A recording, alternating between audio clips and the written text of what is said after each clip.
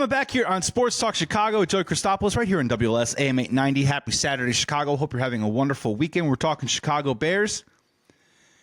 We're going to try and fix them, but first we got to hand out some grades and look back before we look forward. I'm going to hand out some grades for some Chicago Bears here. Now, a couple things really quick. Free agents coming up, contract decisions.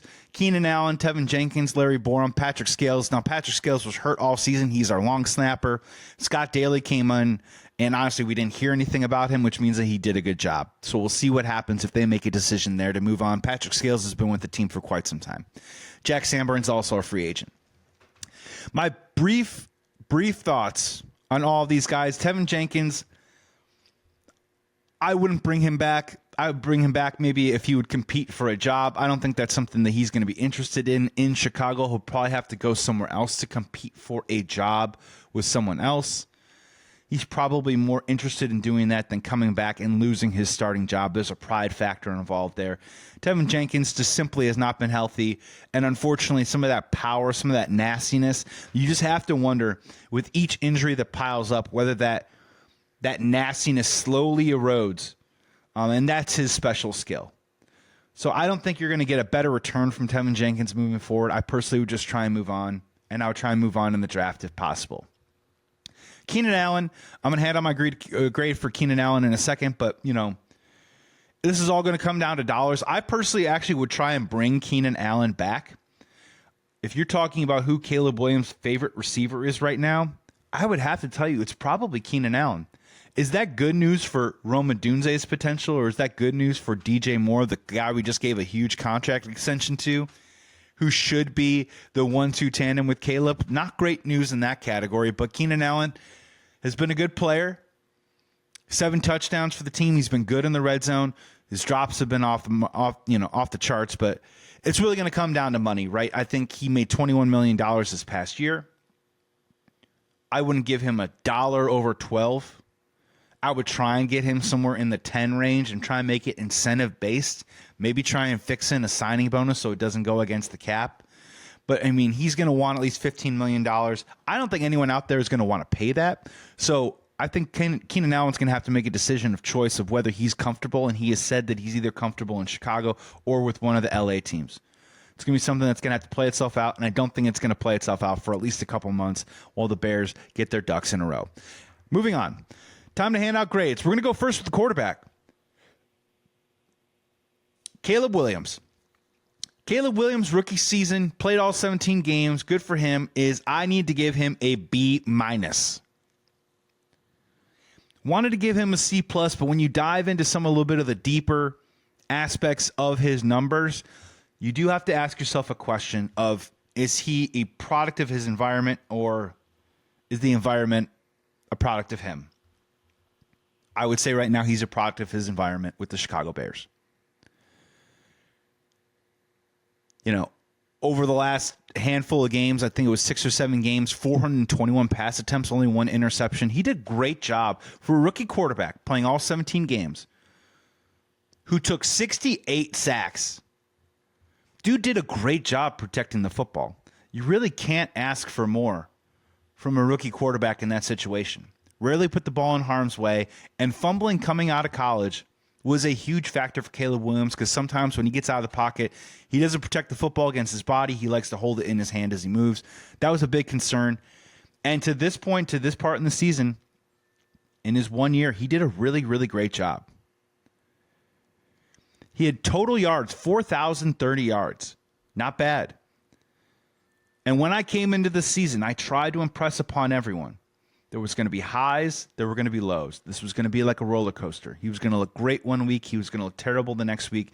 He was going to put a couple good games together and then give you a month of inconsistent bad football. It's exactly what we got from him. He had 9 games of a 95-plus rating, 6 games below 70. Now, in this town, we know a little something called good Rex, bad Rex, good J, bad J, right? It's not quite at that level with Caleb Williams, where it was a little night and day. Now, when we talk about good J, bad J would throw you 4 interceptions. Rex Grossman would single-handedly lose you the game. Caleb, in these certain games, was just a non-factor, was unable to push the ball down the field. The one stat that absolutely needs to change with Caleb Williams. He had only 510 passing yards in the first quarter all season long. That is only 30 yards a game per average. Only threw one touchdown in the first quarter. That simply has to change. If you're disappointed in Caleb's overall numbers, all you have to do is look at the Chicago Bears first quarter offense. And that at least needs to get from the basement of the NFL. If you can at least get into the 20s or the 18 area, his numbers are going to look way different. They just are. He had 4 300-yard games. He had 7 games with multiple touchdowns in games. That's pretty on par with a lot of Chicago Bears quarterback play. And easily, I think he exceeded in a lot of different ways. I think he exceeded what past quarterbacks have done. In the fourth quarter, he was really good. Fourth quarter in game, 64% completion percentage, 95.3 QB rating, 65.1 passing yards per quarter in the fourth quarter, 10 touchdowns, 2 interceptions. That's pretty dang good. If you want some reference or you want to go, well, Mitch did this or that, Justin did this, well, let's look at the numbers. Mitch Trubisky in 2018, fourth quarter, 64% completion percentage, 5 touchdowns, 2 interceptions, 95.7 QB rating. 45.5 passing yards per quarter in the fourth quarter. So in many ways, Mitch in 2018, Caleb in this season, fourth quarter numbers pretty much exactly the same. In 2020, Mitch 64%, 6 touchdowns, 3 interceptions, 90.4 rating. So let's be honest here, pretty much identical to when Mitch took him to the playoffs against the Saints and when Mitch was in 2018. For those of you that want more from Mitch, Caleb is a rookie. From those of you that think Mitch was some sort of golden goose or some sort of dude we threw out the door, Caleb is already as good, if not better, than Mitch Trubisky was in 2018 in the fourth quarter. In the fourth quarter for Justin Fields, way different, though. 51% completion percentage, only 3 touchdowns, 6 interceptions, 53.4 QB rating. Not good at all. 42.4 passing yards. The part that really needs to be cleaned up for Caleb Williams is his bad throw percentage. This is a percentage of throws that are either considered poor or inaccurate in the NFL. It was at 20.6 this season. Definitely at the bottom of the NFL. For reference, I'm going to read off some other guys that had the bad throw percentages, and you see where it lands. And compared to the other rookies, Jaden Daniels, 13.8%. Bo Nix, 15%. Drake May, 16.1%. Caleb Williams, 20.6. Well off the mark there. How bad is it, do you say? Well, let's take a look and see how relative it is. Jared Goff, possibly going to win the MVP this year, 13.3%. Patrick Mahomes, off-season, but still, Patrick Mahomes, 15.7%. Now, here's where it's interesting, right? Jordan Love, 17.8%. CJ Stroud. Oh, CJ Stroud. We should have drafted CJ Stroud. Can Caleb Williams play a rookie season like CJ Stroud? 18.7%. Dude came back to earth this year. Give it some time, people. 1 year of football does not equate an entire career for a quarterback. Get that into your head. Just because CJ Stroud was great in his rookie year doesn't mean he's going to be the greatest player that ever played the game. Sorry, I said it. Same thing goes for Caleb Williams. He can get better just the same way that any player can get worse. Bryce Young this year, 20.9%, so obviously worse than Caleb. That definitely makes some sense. Trevor Lawrence, 17.2%. Josh Allen this year, also possible MVP candidate, 18.7%, poor throw percentage. Josh Allen in his rookie season, 25.7% poor throw percentage. Caleb Williams, 20.6%. Mitch Trubisky in 2018, 18.4, 2020, 18.1. Justin Fields, 2022, 19.3. So look, like, I'm not trying to tell you that 20.6 is okay or acceptable. What I am saying, though, is that we have seen some incredible inaccurate throws from Caleb Williams, especially downfield. The bad throw percentage is bad. But we have historical evidence that, one, it isn't as bad as you think. And two, there have been performances from players that are having great careers that put up worse numbers. What number would make me satisfied? I think if Caleb can cut that down by about 4% and get that into the 15, 16 area, just imagine what that would do for the Chicago Bears offense by cutting that down by 3 or 4%. Another thing that will help out Caleb Williams, just a touch, and I don't mean to be too simplistic about this, but if you track all the passes that Caleb Williams threw this year, he only threw, I'm going to repeat, 98 passes when he was leading. When the Bears had a lead, he only threw 98 passes all season long. He threw 410 passes when trailing and when losing in a game. And just try and drill into mentality there. The decisions that you're making, the precision that you have to have. You can't mess up. Your team is losing. You got to bring them back. You got to make the right decisions, and your decisions cannot be the reason why you continue to lose more. There weren't a ton of moments where Caleb Williams made a throw that directly led to the Chicago Bears losing this year. Just simply didn't happen. Also, a byproduct of that is because the Chicago Bears were always losing. 410 passes thrown while he was losing in a game. Is that the way to grow a quarterback? Is that the way to build confidence? Is that the way for Caleb Williams to figure out how to get the ball downfield? Free, easy, confident? Only 98 passes when leading? I mean, come on, that's got to change, right? That can't be the way that it goes. So that's why I'm going to B- for Caleb Williams. And again, to finish off a thought that I've said before, I need to give him at least 30 starts before we start making real declarations on whether Caleb Williams is the franchise Super Bowl elite quarterback that we thought he was, maybe just a pretty good quarterback, maybe just an average quarterback, or not a good quarterback at all. Right now, he's about average to above average right now, in my opinion. I'm not saying the jury's out, but I need to see more. And that's a part of the process. It's unfortunate that he's not a superstar right out of the gate, but very, very, very, very, very few are. Some of the guys that became superstars already had great infrastructures and organizations that allowed them to win around them. Cough, cough, Tom Brady, Ben Roethlisberger, Russell Wilson, Peyton Manning, Troy Aikman. They took their lumps right off the bat. That next year, they turned it around and became the players that they needed to be. Josh Allen took him a couple years to get where he needed to be. Jalen Hurts took him a couple years to be where he needed to be. So there's no formula to this. Caleb did some good things. He's got plenty of things to work on. But I think that the future is still bright for Caleb Williams, even though I'm giving him a B+ on his B-, on his rookie season. Let's move it on over to running backs. Roschon Johnson, C-. Unfortunately, he missed some time with some concussions. He was wearing the Guardians cap by the end of the season. He did score six touchdowns, which is great. But in terms of those gritty in-between yards, that short yardage situation, he was not very effective. Unfortunately, he is not really showing a lot of versatility right now in that backfield. And if I'm the Chicago Bears, I am definitely looking in the draft, 3rd, 4th, 5th round, to bring in another running back to pair with DeAndre Swift. I think the running back class this year is incredibly deep.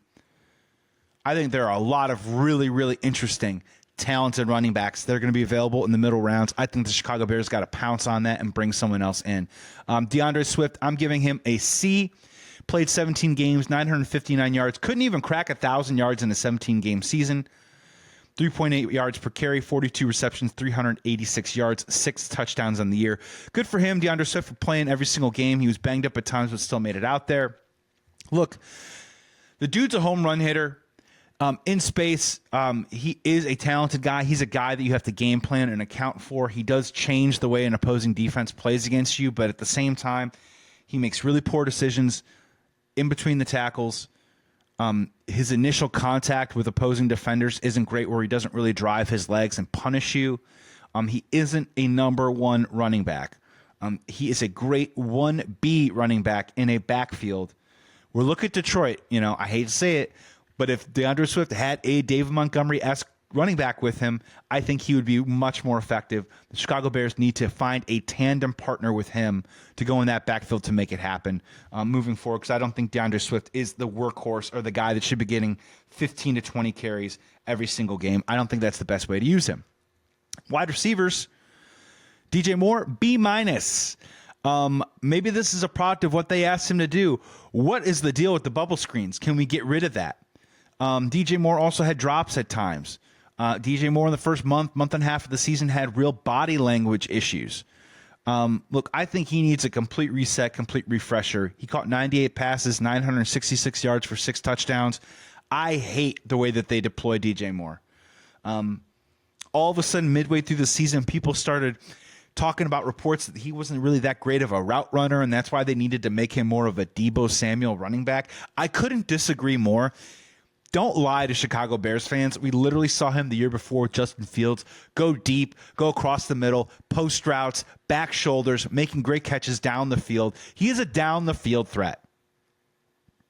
Some of Caleb's best throws of the season, we're finding him on post routes in the middle of the field. No more important than the DJ Moore hit that he got to put them in a field goal position to beat the Packers in Week 18.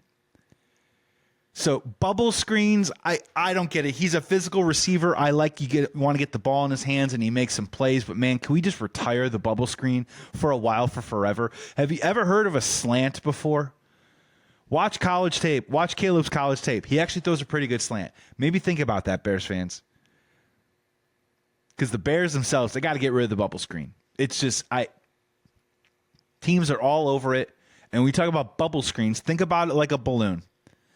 You want the balloon to be as big as possible to contract, so the defense has to cover as much ground as possible.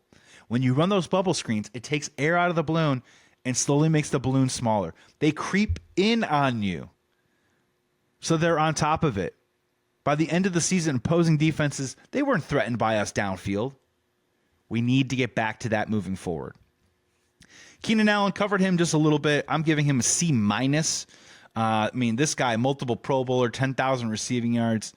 We thought we were going to get a little bit more. The drops were so bad. I get it. He was Caleb's favorite receiver. He played 15 games. Good for him. But that first 2 months of the year, he was pretty banged up. 70 catches, 744 yards, 7 touchdowns. Drops were a real problem for Keenan Allen.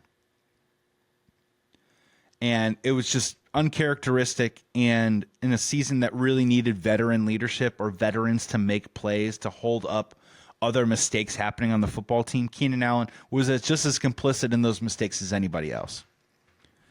Rome Odunze, our rookie, I can't help but give this guy a C. When we talk about rookie bumps in the road, Rome Odunze went through it, that's for sure.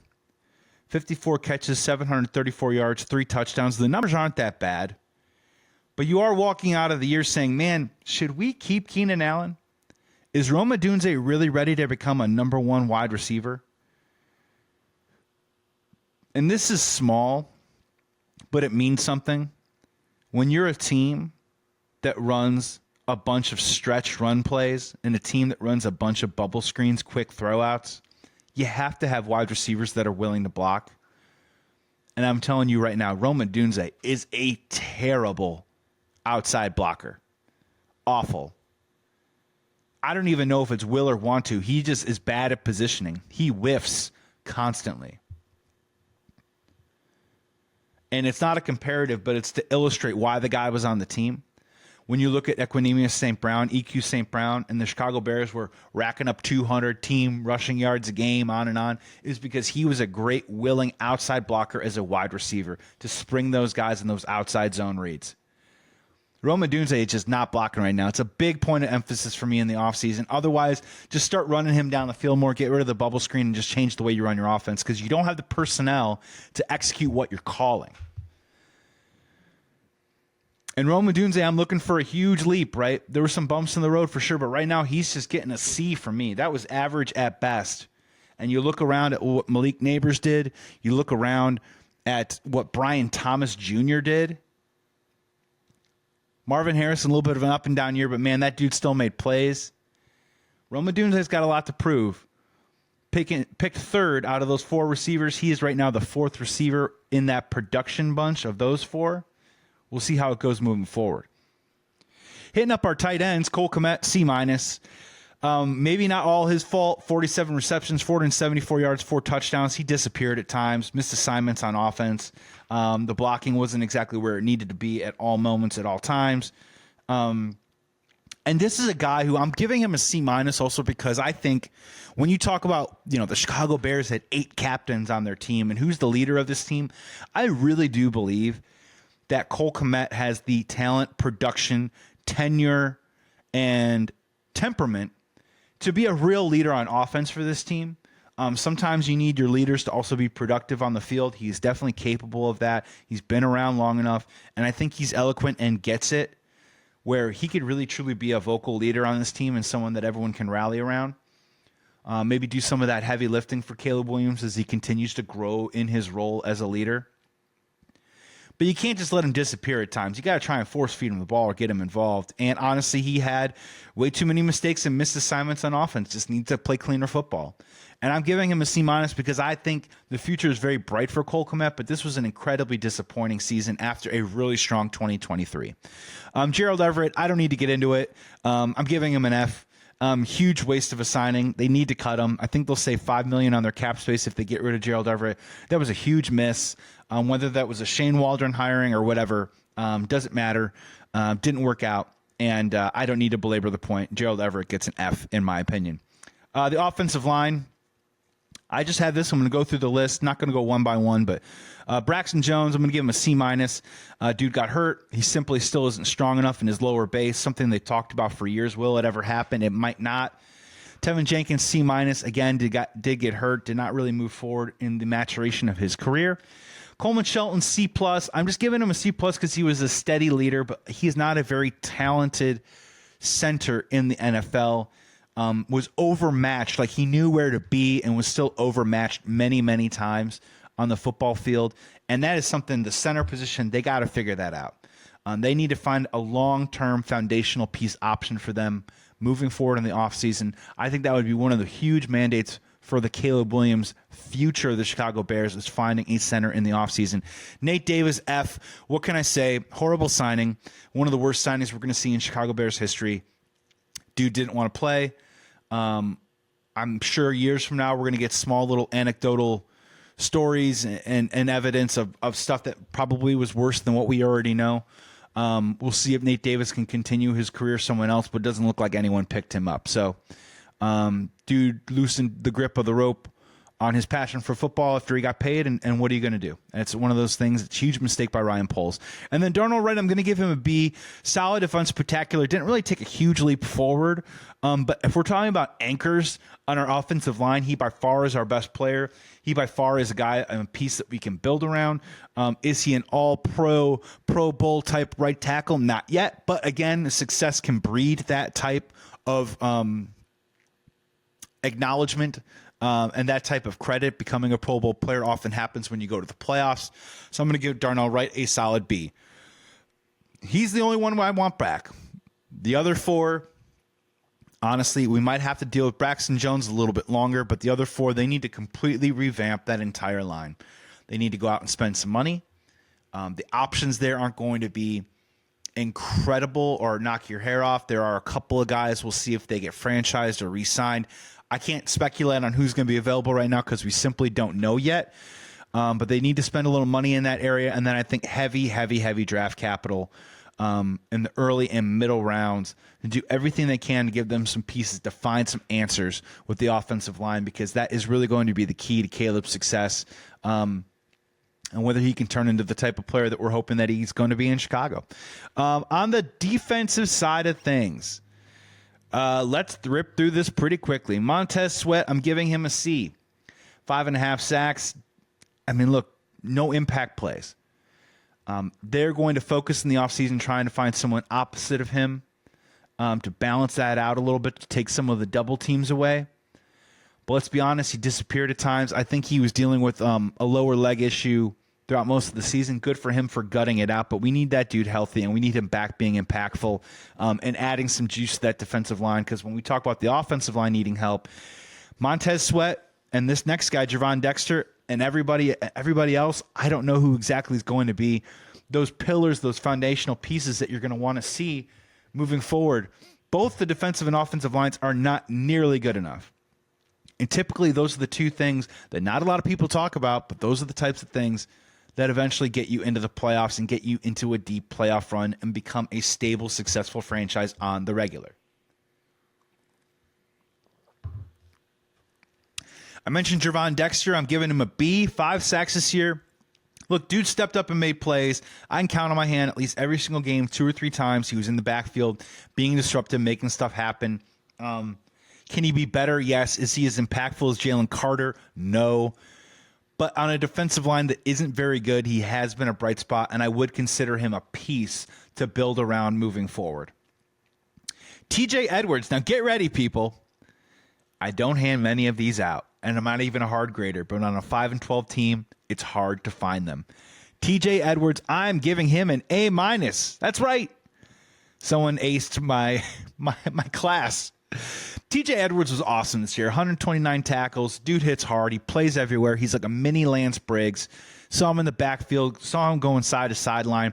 It's a great deal by Ryan Poles. I really enjoyed TJ Edwards being in a Bears uniform. I definitely think that he's a keeper, especially at his price point. We're going to have to see whether we can extend him or anything, but I think he's a dude that's here to stay for sure. Congratulations to him for getting an A- on the final grades. Moving forward, DeMarcus Walker, C+, 3.5 sacks, decent second half. I'm sure good locker room guy. He's a piece. He's a rotational piece. He's not a pillar. He's not a foundational piece. But hopefully if they come back and bring him back, he provides quality veteran depth that the Bears obviously so sorely need. Darrell Taylor, D+, traded for in the preseason, gave you 3 sacks, did not give you really much on the other side, disappeared at times, and he was definitely a culprit on a lot of those third and short. The opposition goes to the line of scrimmage. Bears jump offside, giving them an automatic first down. Darrell Taylor was a culprit on that several times.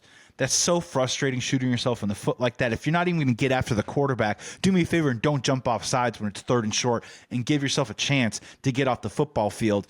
D+ for him. Tremaine Edmonds, I'm going to give him a D. This dude, 1 sack, 1 forced fumble, 1 interception equals not very good. This guy, they lauded his measurables. They lauded his speed.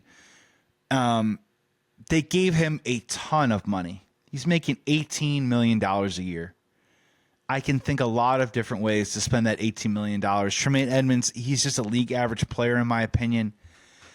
And it stinks. You wanted it to really work out. He did have a good second half last season. This season just was not very impactful. And the Bears, again, get torched by tight ends. And that's a linebacker's issue. And if you're going to have a bad defensive line, you at least need to have a couple linebackers that can rush the quarterback. He doesn't do that. He's more of a coverage back. And he just isn't very good at it at that. So a D for Tremaine Edmonds. Kevin Byard, I'm going to give him a B-. Led the team with 130 tackles. Didn't see that coming. 1 interception, 2 sacks. Played fine. It's hard to grade the secondary in a lot of different areas because the defensive line was so poor. I did not really enjoy, Tremaine Edmonds from the linebacker position. TJ Edwards did the best he could. And sometimes the secondary was just put into poor positions. I can't really think of too many huge plays down the field that they gave up other than Kevin Byard has to own, especially during that 10-game losing streak. The Bears gave up 3rd and 15, 3rd and 12, 3rd and 17. Opposing teams converted that on the regular, and that was a huge problem. Jaquan Brisker, INC, incomplete. What does his future like? I think you need to at least create a plan B. If you want to bring him into camp, you better find someone that's ready to play in his place. Jonathan Owens was fine at times, but he definitely was a guy who got burned, especially in the last month of the season. Is he really, truly a starting caliber safety over 17 games? You might want to think of a backup plan if you want to bring Jaquan Brisker back because it's a concussion thing. Those things are serious. They're a real deal, and you got to keep that in mind. Kyler Gordon, B+, almost an A. Ooh, 75 tackles. I think promising future. Would I like to see him maybe make some more plays, interceptions, sacks, strip fumbles, that kind of stuff. TFLs, sure. But again, Kyler Gordon, one of the most talented, one of the most fun players to watch in the Bears defense. There's nothing wrong with a Kyler Gordon on your team right now. they might be inclined to try and get him to sign an extension now, maybe when his market is where it's at, which is a bit lower if he continues to ascend as a player. But Kyler Gordon is definitely a keeper, one of our best players, which honestly on the defense, you got to ask yourself, what does it really say if your nickelback is one of your best defensive players in your team? Maybe means that you need better talent and bigger talent in other areas on your unit. Speaking of big talent, Pro Bowler Jalen Johnson, only 2 interceptions. Could he have made more plays? Sure, but honestly, I think Jalen Johnson's at the time in his career where teams just simply don't throw to him, and that's a good thing. I think he did a great job against Justin Jefferson this season. I think he did a great job against other elite receivers. I don't think Jalen Johnson is the problem at all. I think Jalen Johnson is part of the solution. He gets a B from me. And then finally, Tyreek Stevenson. I'm giving Tyreek Stevenson a C minus. We all know about the Fail Mary, right? Can't take that away. And maybe I'm so far removed from it now that I'm like softening up on how I feel about it. But again, weird penalties. He is definitely an irritant. It is a bit of a problem, though, when sometimes, you know, the old saying, the Bill Laimbeer, Dennis Rodman, Joakim Noah thing is that you would hate him if he was on the other team. You would love him if he's on your team. That's supposed to be Tyreek Stevenson. But in a season that was so bereft of joy or winning football, to see him constantly jawing with opposing players and then honestly sometimes also getting penalties because of all that jawing started to eventually rub me the wrong way. I don't want to tell someone how to play, or maybe he needs that to play with an edge. I totally understand that. But at the same time, Tyreek Stevenson, we need more production, and we need to see more of the second half of the 2023 Tyreek Stevenson than anything we saw at this point in 2024. And I would think that he would come back next year, but if he does, I think his career is already at a crossroads in year 3 of what kind of player do you want to be, Tyreek Stevenson? And I don't think the type of production and the type of play you put out on tape in 2024 is reflective of that. So I can't give him a higher grade than that. And I'm not going to give him a lower grade than that too as well, maybe because I've at least moved myself off of the Fail Mary, and he has come back and at times made some plays on that defensive side. He hasn't gone completely into the toilet since that game. Special teams. Torrey Taylor, 4th round draft pick of Ryan Poles. Torrey Taylor. I mean, look, I loved watching this dude kick at Iowa last year. I mean, he really was. I think we used the word weapon a little too freely around Torrey Taylor, but man, he really was a big part of the reason why Iowa was able to win so many games last year was his punting and his positioning. But 47.7 yards, only 41.5% of his kicks inside the 20. Out of the 82 punts, only 34 went inside the 20. Obviously, he needs to be a lot better. For a 4th round pick, there's perhaps an expectation that is unfair to a punter to fulfill that type of NFL draft value. But Torrey Taylor, C minus. He got plenty of opportunities to punt this year, and rarely. And he got off to a pretty good start, but towards the end of the year, he seemed to tail off a little bit, and honestly just didn't perform up to snuff. And I'm trying to be kind about it as a rookie, but C minus until further notice. We'll see what he can do next year. Cairo Santos, I'm going to give him a B minus. Look, he was fine. Consistent, solid. I think we're in the same position that we've been in the past with our kickers. Is the Chicago Bears have never really had a field goal kicker with a big leg. A guy that can hit those 50-yard field goals. That's where the game is going now. He has a very low kick, as we all know, is blocked against the Green Bay Packers. And then the following week, his trajectory on his kicks is just a low trajectory. So B minus for Cairo Santos. If they moved on from him, it wouldn't shock me if they brought him back. Okay, but I don't really think that he's the future moving forward. Obviously, he's a veteran, but solid, but unspectacular. Coaching staff, oh boy. I'm not going to get into this one too hard, right? Like, Matt Eberflus, F. Shane Waldron, F minus. Eric Washington, C minus. They did rebound those last couple of weeks. I think Seattle and Green Bay were good performances from the defense. They did play with an edge. They did do a good job of tackling. I thought the schemes were up to snuff. That was fine. San Francisco was a complete abomination, but Eric Washington did okay, C-. Thomas Brown, I got to give him a D-. Look, when you got nothing to lose, I just don't understand some of the game planning and some of the safe underthrow, bubble screen, dink and dunk offensive philosophy he tried to deploy with Caleb Williams these last few weeks. I don't understand why he just couldn't air it out a little bit. Maybe that had a little bit to do with the fact that like Jack Curran was your offensive lineman. I totally understand that, but Thomas Brown had a real opportunity to put himself on the map and wasn't able to do so. And the one-loss record reflects that. I think he's going to be a good NFL coach somewhere. I didn't say NFL head coach. And I do like the way that he presents himself and the way that he talks to the team and tries to deliver his message. But unfortunately, either the phone line was disconnected and that message couldn't get through, or we had bad reception with this Bears team that was so far up the track, or the words just fell on deaf ears. But Thomas Brown, in his audition, didn't really go quite according to plan. It is a D- for me. Must-haves moving forward. I've said them throughout all my grades here, but this is my Christmas wish list, my New Year's resolutions. No more bubble screens. Incorporate some more slants. Stop using DJ Moore as a running back. We got to get better at timeouts. We got to get better at fast starts. We got to get better at playing offense in the first quarter. We got to get better at just having a general schematic advantage at different times in the game, whether it's offensive or defensive, to put the other team on their heels. And honestly, we got to start putting people's jobs on the line, whether it is Ryan Poles or whether it's some of these players like Tremaine Edmonds. Is he on the team next year?